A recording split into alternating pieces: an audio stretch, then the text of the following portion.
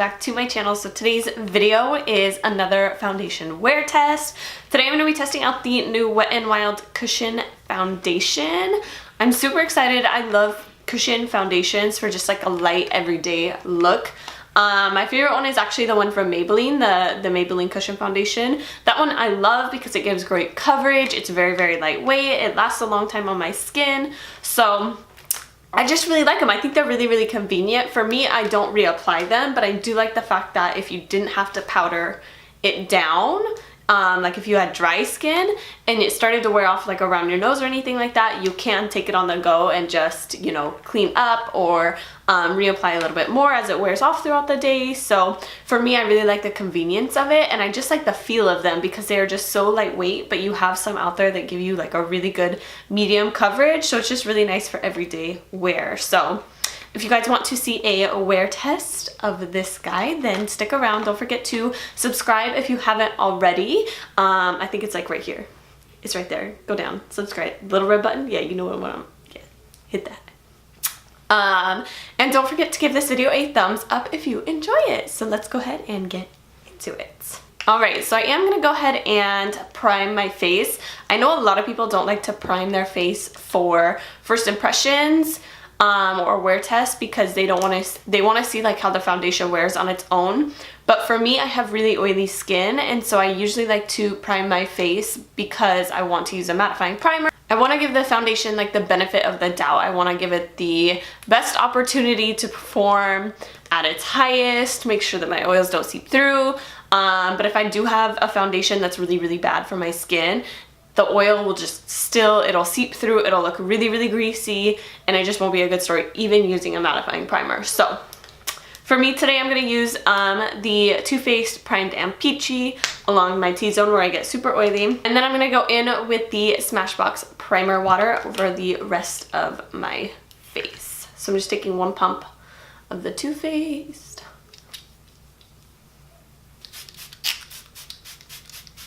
Okay, now that that has sunk in, I got mine in the shade Light Ivory, and this is just what the packaging looks like. Just really classic Wet n Wild packaging, nothing too fancy. It does give like the whole ingredients list on the back. I love Wet n Wild products. They are some of my favorites. I think they make really great eyeshadows. Their regular foundation is awesome. Their powder, like, they have really stepped up the game. I even love their makeup brushes.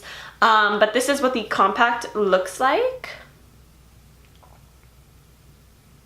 So it's really nice and sleek. They actually have like compact highlighters and a compact contour, and I actually really love both of those as well. So when you open it up, you do get a mirror.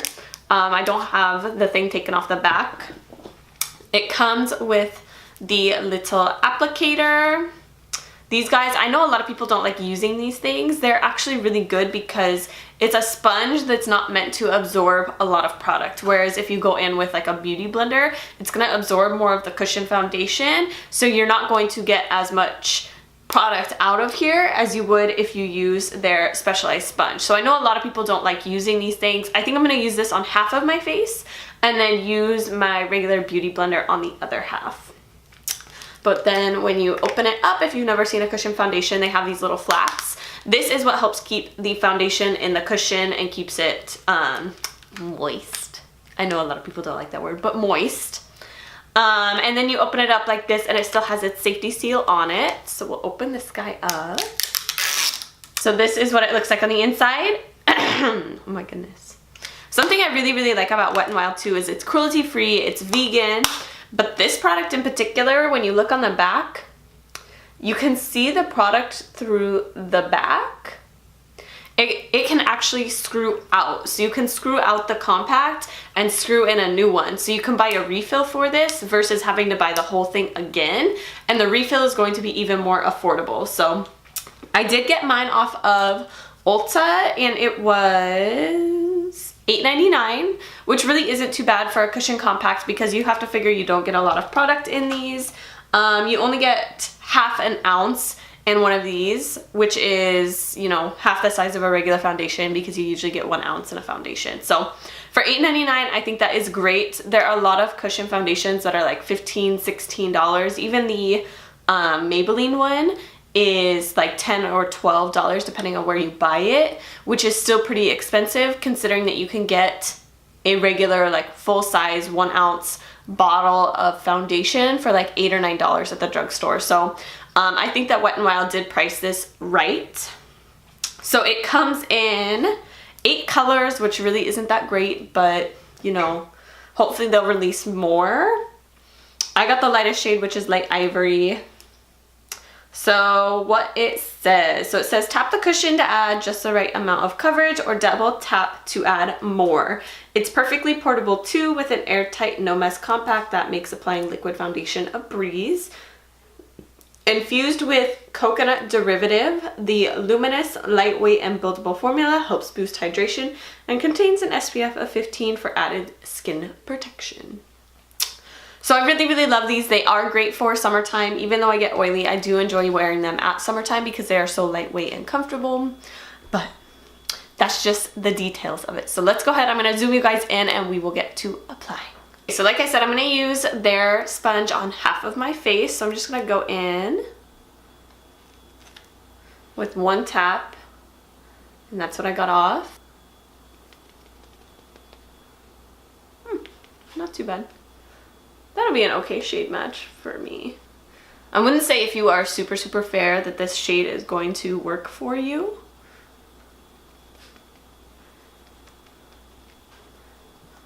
Like, if I was at my actual lightest with my body, this shade would be too dark for me. It smells kind of perfumey. I think it's the sponge though,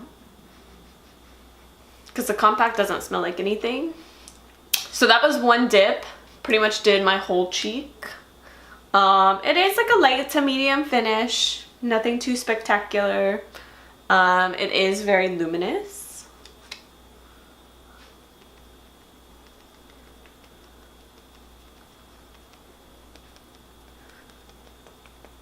So there is half of my face done, half of my face not done. So it just took 2 little dabs in there with their little poofy sponge thing. I don't know what this thing is called, but their little poofy sponge.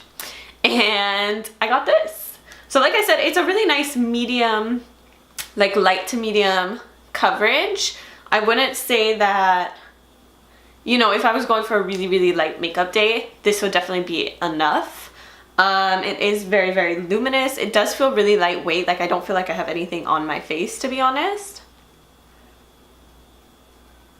So I'm gonna go in with my beauty blender. Ooh. Get a little bit on my sponge. Go in on this side.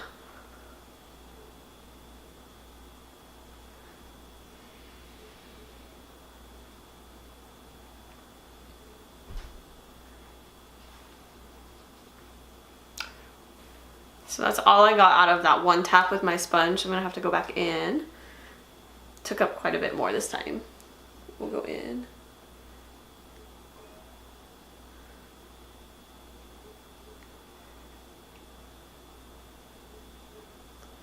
So that is what the 2 sides look like. I definitely got more coverage on this side where I used their sponge, but I still feel like I really like this side. I think that this side helped the foundation sink into the skin a little bit faster. This one has sunk in now that it's been sitting, but you know, it's personal preference, to each their own. Like I said, I know a lot of people don't like using these things. They don't like the texture, they don't like the feel of them. Like I said, the product is going to move a lot further on your face using one like this that isn't meant to absorb a lot of the product as you put it on. And I think it does give you a little bit more full coverage because of that as well. So I'm just gonna go back in with my beauty blender and I'm gonna try and build it up along both sides. Just to kind of see how buildable it is.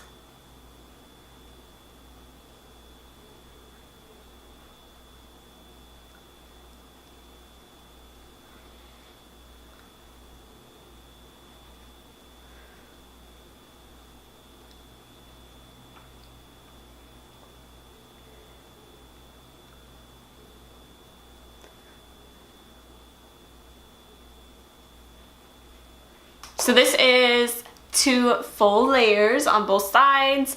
I really like it. I'm gonna zoom you guys in so you can see a little bit more of a close-up. So this is it with 2 layers on, really close up.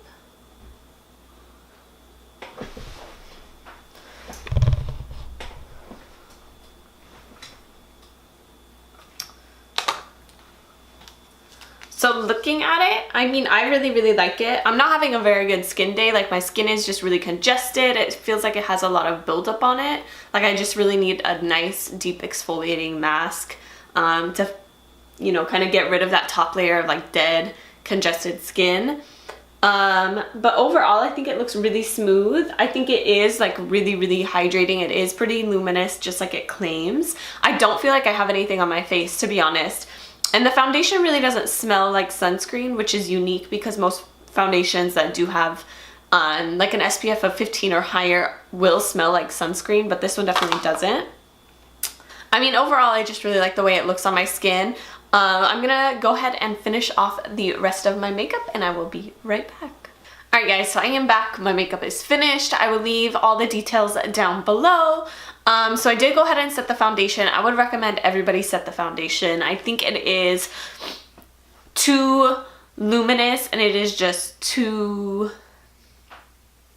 liquidy that I don't think it will ever set and just be there. I think it'll always just not necessarily sit on top of your skin, but it is just so liquidy that it's just never gonna dry down. So I would recommend whatever skin type you have, normal skin, combination, oily, dry, whatever you have, I suggest everybody go ahead and set the foundation.